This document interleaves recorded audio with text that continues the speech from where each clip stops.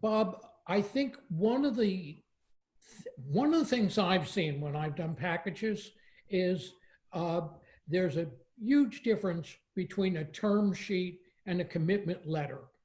And quite often, what's in a term sheet is not what you're going to get in a letter. And it's really important to understand the difference because once you got the commitment letter, the bank says, yes, this is what we will do.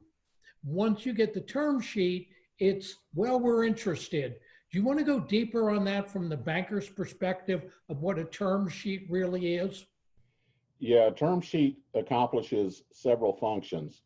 One, it gets a deal off the street because banks hate it when you're shopping loans. And if they find out, they might not want to do your loans. So they might want to give you a term sheet with preferred language and terms on there to get you in. And like I said, get you off the street.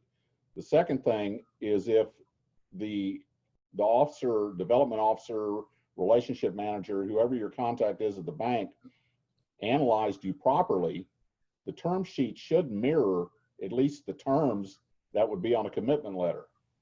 Not always, but they should. And term sheets, of course, are non-binding.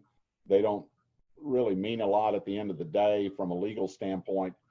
But at least the banks that I've worked at, when we give a term sheet, those terms pretty much ended up on the commitment letter as well. However, the commitment letter is a legal document. There's other language in there: security, collateral, guarantors, ownership, affiliates. There's a heck of a lot of other stuff that really the term sheet doesn't address. Correct. And I want to go back to the term sheet from the standpoint of how I go after bank financing.